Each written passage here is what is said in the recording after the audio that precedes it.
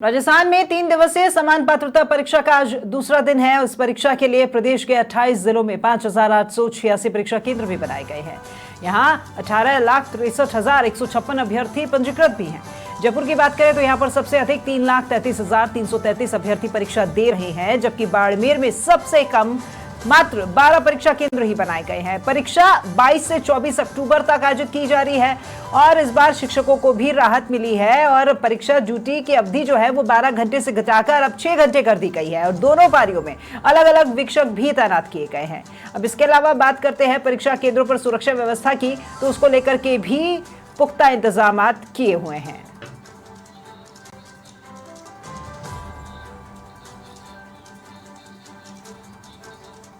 चलिए ज्यादा जानकारी हम लेंगे। हमारे साथ में संवाददाता धर्मेंद्र सिंगल लाइव जुड़ रहे हैं। धर्मेंद्र, इस वक्त आप कहां पर मौजूद हैं और क्या कुछ खास आप हमारे दर्शकों के साथ साझा करने वाले हैं? देखिए, सीईटी परीक्षा का अब दूसरा दिन 3 पारी की परीक्षा हो गई, यानी कि आधी परीक्षा हो चुकी है। 18 लाख बच्चे तो एग्जाम दे ही रहे हैं और ये बड़ी एग्जाम इसको कह सकते हैं। लेकिन इसके साथ में जो कर्मचारी चयन बोर्ड उसकी भी ये परीक्षा मानी जा रही है। इस समय हमारे साथ जो बोर्ड के चेयरमैन है मेजर जनरल आलोक राज जी, वो हैं, उनसे बात करेंगे। मेजर साहब, ये जो परीक्षा है, इतनी बड़ी परीक्षा इस साल की, किस तरह से आप इसको सुरक्षा व्यवस्था को मैनेज कर रहे हैं? एक्चुअली हमारे बोर्ड का पहले से काफ़ी टाइम से ट्रेडिशन रहा है कि परीक्षाओं को सुव्यवस्थित तरीके से कराना। तो मैं जो हमारे पुराने चेयरमैन साहब थे उन सब के जो उन्होंने एक जो उन्होंने प्रणाली बनाई थी उसी के आधार से काम कर रहा हूँ और कुछ हमने इम्प्रूवमेंट किया है ताकि परीक्षाओं में परेशानी ना हो। मैं आमतौर पे मैं और हमारे जो स्टाफ है वो फीडबैक लेते रहते हैं अभ्यर्थियों से, प्रशासन से, मीडिया से, जो भी लोग समझते हैं कि समाज के लिए कुछ करना चाहिए, और उन सब फीडबैक के आधार पर हम नई नवाचार करते हैं और प्रयास करते हैं कि परीक्षा व्यवस्थित तौर पर पारदर्शी तरीके से की जाए। और इसीलिए हमने कोई भी परीक्षा की तैयारी हम कम से कम 6 महीने पहले शुरू कर देते हैं, क्योंकि जैसे बड़ी परीक्षा है इसके लिए हमने 8 महीने पहले तैयारी शुरू कर दी थी। इसके बैग्स बनाना, मटेरियल तैयार करना, टेंडर करना, बहुत सारा सामान करना पड़ता है, उसको अरेंज करना पड़ता है, बजट का बंदोबस्त करना पड़ता है, पेपर को छपवाना पड़ता है काफ़ी टाइम पहले से। तो कई सारी हम चीज़ें होती हैं जो को पहले से करते हैं, तो एडवांस प्लानिंग करते हैं। हमने पूरी SOP बना रखी है और हमारे जो सारा स्टाफ है, टीम है, काफ़ी बहुत ही पैशनेट है, बहुत काफ़ी पैशन रखती है, यानी कि उनमें काफ़ी जज्बात हैं और उसी के चलते सारी कार्रवाई बहुत ही आराम से और बिना किसी परेशानी के हो रही है। एक बात सामने आ रही है कि राजस्थान जीके को वेटेज कम दिया है, क्या ये बात सही है? देखिए, मुझे लगता है कि इसके अंदर सच्चाई नहीं है। इसके 2-3 कारण हैं। पहले कारण तो ये कि कोई भी परीक्षा उसकी एक सिलेबस बना होता है, उस सिलेबस के आधार पर ही परीक्षा की जाती है। यदि परीक्षा में लिखा हुआ है कि राजस्थान के बारे में सवाल पूछे जाएंगे तो राजस्थान के बारे में सवाल पूछे जाते हैं। थोड़ा बहुत हो सकता है ऊपर नीचे 19-20 का फ़र्क हो सकता है, क्योंकि जो परीक्षा के जो पेपर बनाते हैं वो एक्सपर्ट्स होते हैं, उनको सिलेबस दिया जाता है, उनके आधार पर सिलेबस बनाते हैं वो। उनको ऐसा कोई भी इंस्ट्रक्शन नहीं दिया गया है मेरे से पहले या मेरे आने के बाद कि भाई राजस्थान के जीके के आप सवाल कम डालें, ऐसा कुछ भी नहीं है। तो पेपर वो बनाते हैं, कोई नए उनको आदेश दिए नहीं गए हैं, उस सिलेबस के अनुसार पेपर बनाते हैं। ये तो पहली बात। दूसरी बात, कुछ अभ्यर्थी बोलते रहते हैं मुझको, कोई नेता लोग भी बोलते हैं कि साहब आप राजस्थान के जीके का प्रश्न नहीं डालोगे तो बाहरी राज्यों के बच्चे आ जाएंगे और उनको जॉब मिल जाएगा और राजस्थान के बच्चे वंचित रह जाएंगे। तो मैंने इसके बारे में एक सर्वे भी कराया था ट्विटर के ऊपर और मैंने जानना भी चाहा था सभी अभ्यर्थियों से उनकी क्या अंदाज़ा है, उनका क्या अनुमान है कि कितने अभ्यर्थी बाहर के होते हैं, कैंडिडेट्स बाहर के होते हैं जो कि राजस्थान में नौकरी पा जाते हैं कर्मचारी चयन बोर्ड की परीक्षाओं में। तो बहुत 70% बच्चों ने बोला था कि 8 से 10% या 10 से 15% बच्चों को सरकारी नौकरी मिलती है जो बाहर के राज्य के होते हैं। जबकि बताना चाहूँगा आपको मैं कि ये जो संख्या है ये 1 और 2% के बीच में होती है और कई परीक्षाओं में तो बिल्कुल 0 के बराबर होती है। तो जीके की परीक्षा, जीके कंटेंट ज़्यादा है कम है राजस्थान का, मुझे मालूम नहीं है, अपन चेक कर सकते हैं उसको। यदि किसी को लगता है कि जीके की कंटेंट राजस्थान की कम है किसी परीक्षा में, उसको चेक किया जा सकता है, चैलेंज किया जा सकता है, उसमें कोई दिक्कत नहीं है, एनालिसिस कर सकते हैं। यदि लगे कि वास्तव में कम है तो उसको हम इम्प्रूव कर सकते हैं। लेकिन सबसे इम्पॉर्टेंट जो पैरामीटर है इसका, जो जिससे हम जांच सकते हैं, नाप सकते हैं, वो कर सकते हैं हम कि कितने बच्चे बाहर के लगे। तो मैंने अभी चेक करवाया था, एनालिसिस करवाया था मैंने, तो सिवाय एक परीक्षा में थोड़ा जिसमें 2% लगा था, बाकी सब में 1% या उससे कम बच्चे हैं जो कि बाहर के राज्यों के हैं, जिनको कि राजस्थान के अंदर जॉब मिला है। दूसरी बात, हम सब बात करते हैं वसुंधरा कुटुंबम की भारत मेरा देश है, भारत महान है, हम सब बात करते रहते हैं, हम भाई बहन हैं, लेकिन जब बात आती है नौकरी की तो हम बात करते हैं कि हमारा राजस्थान के बच्चों को नौकरी मिलना चाहिए। यदि 1-2% बच्चों को जॉब मिल जाता है बाहर के राज्यों को, उससे आपके अंदर एक नई वैरायटी आएगी, इम्प्रूवमेंट होगा। तो हमको ऐसे अपने क्लोज माइंड नहीं होने चाहिए कि हम बाहर के बच्चों को नहीं आने देंगे, क्योंकि हम हमारे बाहर के जो राजस्थान के बच्चे हैं वो भी दूसरे राज्यों के बच्चों में जाके सर्विस करते हैं, जॉब्स करते हैं। तो वी शुड बी ओपन। ठीक है, बहुत ज़्यादा बच्चे नहीं आने चाहिए, मैं समझता हूँ कि हमारे बच्चे वंचित नहीं रहने चाहिए, लेकिन 1-2% बच्चे आने से मुझे लगता है नहीं कोई फ़र्क पड़ेगा। कल आखिरी दिन है परीक्षा का, जो बच्चे परीक्षा देंगे क्या सुरक्षा के लिए इंतजाम वो खुद करें और किस तरह की तो तैयारी वो करें? नहीं, सुरक्षा के इंतजाम उनको क्या करना हो समझ नहीं आया। किस तरह के मतलब वो कह रहे कि क्या ऐसे प्रयत्न करें कि सुरक्षा व्यवस्था की खामी नहीं है, कुछ उनको दिक्कत नहीं है, इस तरह कुछ? नहीं, अभ्यर्थियों को दिक्कत नहीं आनी चाहिए, क्योंकि इस बार राजस्थान राज्य परिवहन ने भी अच्छे से इंतजाम किए हुए हैं।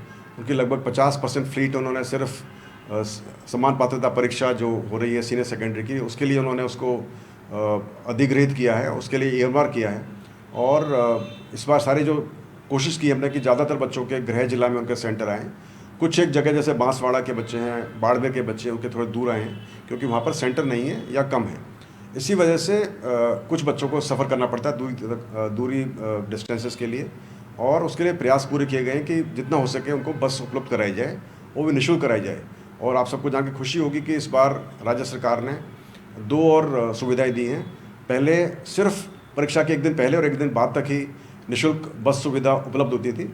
इस बार अब से ये 2 दिन पहले और 2 दिन बाद भी परीक्षा की जो सुविधा है वो उपलब्ध कराई जा रही है, निःशुल्क सेवा उपलब्ध कराई जा रही है। इसके अलावा पहले था कि बच्चे सिर्फ अपने गृह जिला से, जो उनके आधार कार्ड पर जो गृह जिला मार्क होता था, उससे लेकर परीक्षा केंद्र तक जा सकते थे।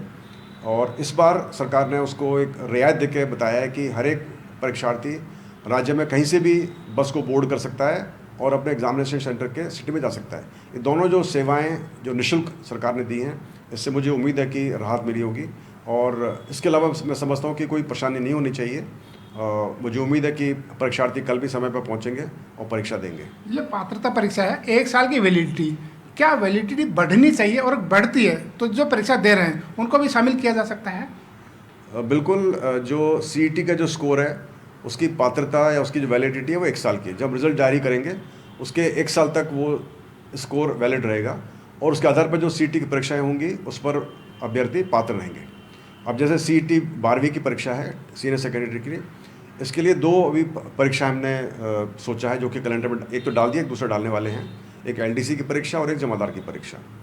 तो चूँकि सिर्फ 2 ही परीक्षा इसके आधार पर हो पाएंगी अभी अगले 1 साल के अंदर, तो ये बिल्कुल आई थिंक बहुत ही ऑब्वियस है, बहुत ही करेक्ट होगा, ये बोलना उचित होगा कि इसकी वैलिडिटी बढ़े, ताकि जो परीक्षार्थी इसको पास कर चुके हैं वो अगले 3 साल तक या 5 साल तक दूसरी परीक्षाएं भी इसके आधार पर दे सकें। इसके लिए हमने सरकार से आग्रह किया है, मैंने सीएम साहब से बात भी की थी, और हमारे माननीय सीएम साहब ने इस बात पर एक सकारात्मक रुख बताते हुए बताया था कि इसको हम प्रयास करेंगे कि एक्सेप्ट हो जाए। तो मुझे उम्मीद है कि शीघ्र ही सरकार इस पर निर्णय लेगी, और सीईटी सीनियर सेकेंडरी और सीईटी स्नातक दोनों के अंदर जो स्कोर है सीईटी का, उसकी वैलिडिटी 3 से 5 साल बढ़ेगी। लेकिन जब तक ये ना आए तब तक इसको नहीं मानना चाहिए। राज्य सरकार की मंशा की पारदर्शी तरीके से परीक्षा हो, और उसमें जिम्मेदारी सबसे बड़ी आपकी होती है। इस परीक्षा को लेकर के जो कैंडिडेट्स हैं, जो अभ्यर्थी हैं, अभिभावक हैं, कितना उसको सिक्योर माने कि हाँ पारदर्शी तरीके से परीक्षा हो रही है? देखिए, कुछ पैरामीटर्स होते हैं जिनके आधार पर हम बोल सकते हैं कि परीक्षा पारदर्शी तरीके से हो रही है कि नहीं हो रही है। पहली है कि पेपर लीक ना हो, उसके लिए हमने कई सारे स्टेप्स उठाए हैं, कई सारे मेजर्स लिए हैं, और मुझे खुशी है इस बात की बताते हुए कि अभी तक ऐसी कोई सूचना नहीं मिली है कि पिछले जनवरी से हमने जो परीक्षा कराई हैं उसके अंदर कहीं पर भी कोई पेपर लीक हुआ है या इस तरह की कोई सूचना मिली है। कोई रिपोर्ट, कंप्लेंट कुछ भी इसके अंदर नहीं है। उसके लिए हमने कई सारे स्टेप्स लिए हैं, बहुत सारे मेजर्स लिए हैं। उसमें ज़्यादातर मेजर्स गोपनीय हैं, उनको बता नहीं सकता मैं, लेकिन वो सब मेजर्स काम कर रहे हैं। तो पहली बात ये। दूसरी बात होती है डमी अभ्यर्थियों की आने की संभावना। इसको हमने काफ़ी हद तक काबू में कर लिया है। आपने देखा होगा कि परीक्षा केंद्रों पर हमने वीडियोग्राफी कर रहे हैं, हर एक अभ्यर्थी का हम हसलिपी नमूना ले रहे हैं। अभी हमने जब ये सीईटी परीक्षाएं कराई हैं दोनों, इसके अंदर हमने फॉर्म भराने से पहले हर एक अभ्यर्थी को उसके ओटीआर के अंदर उसकी लाइव फ़ोटो ली है, उसके हसलिपी नमूना लिया है। जब हम डीवी कराते हैं, डीवी के टाइम पर हम हर एक अभ्यर्थी का फेस स्कैन कर रहे हैं और उसके पूरे अनुसंधान कर रहे हैं ताकि पता पड़ जाए कि अभ्यर्थी वही है जिसने परीक्षा दी थी और जिसने फॉर्म भरा था। तो कई सारे हमने स्टेप्स लिए जिससे कि हम डमी पर काबू कर सकें। तीसरी बात है चीटिंग करने की, उसके लिए हम प्रॉपर फ्रिस्किंग, जांच, फ्लाइंग स्क्वाड और तरह तरह के हमने तरीके अपनाए हैं जिससे कि चीटिंग रुक सके। हमने जो सारी परीक्षा केंद्र हैं पूरे राज्य के अंदर, उनको हमने A, B, C और D कैटेगरी में बांटा है। सभी जिला प्रशासन ने हमारे इसके अंदर हेल्प की है और हम प्रयास कर रहे हैं कि जो परीक्षाएं हैं वो सिर्फ कैटेगरी A और B में ही हो, और जो परीक्षाएं बहुत ही इंपॉर्टेंट हैं जैसे कि अभी जूनियर इंजीनियर परीक्षा या जूनियर अकाउंटेंट परीक्षा, जहाँ पर की संभावना होती है ज़्यादा फर्जीवाड़े करने की, उसको हम कैटेगरी A केंद्रों में कराएं। चौथी बात होती है फर्जी डिग्रियों की और फर्जी सर्टिफिकेट्स की। तो हम पूरा प्रयास कर रहे हैं कि जो डिग्रियां हैं जो परीक्षार्थी लेकर आते हैं डॉक्यूमेंट वेरिफिकेशन के दौरान उनकी अच्छे से जांच कराएं। हमने PTI भर्ती के अंदर फर्जीवाड़ा पकड़ा है, फायरमैन भर्ती में फर्जीवाड़ा पकड़ा है, जो अभ्यर्थी विकलांगता सर्टिफिकेट झूठा लाते हैं उनको हम चेक कर रहे हैं। तो हम कई सारे हम प्रयास कर रहे हैं कि जो स्पोर्ट्स सर्टिफिकेट को चेक करें। अगला जो होता है इशू वो होता है कि रिजल्ट डिक्लेयर करने के ऊपर। तो हम अभी हमने पिछले 18 सितंबर से रिजल्ट्स पूरा की पूरा डिक्लेयर करने का हमने प्रयास किया है और हम हर एक परीक्षा को हम टाइम से डिक्लेयर कर रहे हैं ताकि बच्चों को पता पड़ जाए कि वो मेरिट में कहाँ स्टैंड करता है। एक बड़ा सवाल परीक्षा के बाद में कि सवाल डिलीट बहुत होते हैं, इस बार क्या इंश्योर करेंगे कि डिलीट नहीं होंगे सवाल? देखिए, जो जहाँ तक सवाल है डिलीट होने का, उस पर बहुत ज़्यादा कंट्रोल हमारा नहीं होता है। मैंने पहले भी बताया, मीडिया के अंदर बताया मैंने कि इसमें सीक्रेसी ओवर एक्यूरेसी वाला प्रिंसिपल लगाते हैं।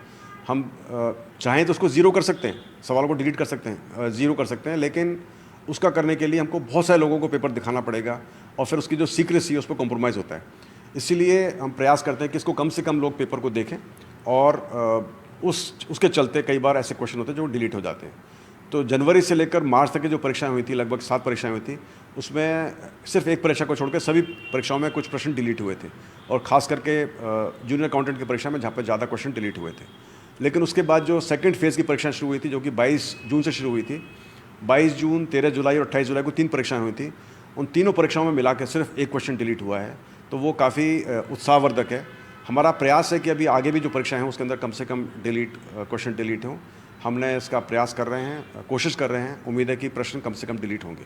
देखिए राखी, ये जो मेजर जनरल है उनका कहना है कि जो CET की परीक्षा इस बार कितने आराम से सुरक्षा व्यवस्था के साथ और किसी भी अभ्यर्थी को किसी तरह की परेशानी नहीं हो। जी, इस तमाम बातचीत के लिए तो चलिए, धन्यवाद आपको धर्मेंद्र। 28 जिलों में 5000 से ज़्यादा केंद्रों पर यह परीक्षा आयोजित की जा रही है। CET की परीक्षा जिसका आज दूसरा दिन, और 3 दिन तक ये परीक्षा आयोजित की जाएगी। 3 पारियों में परीक्षा चलेगी। और संवाददाता धर्मेंद्र सिंघल ने खास बातचीत की थी राजस्थान कर्मचारी चयन बोर्ड के अध्यक्ष मेजर जनरल आलोक राज से, जिन्होंने पूरी तरीके से आश्वस्त कर दिया है कि ट्रांसपेरेंसी के साथ में ये परीक्षा आयोजित करवाई जा रही है। सुरक्षा के भी पूरे इंतजाम यहाँ पर।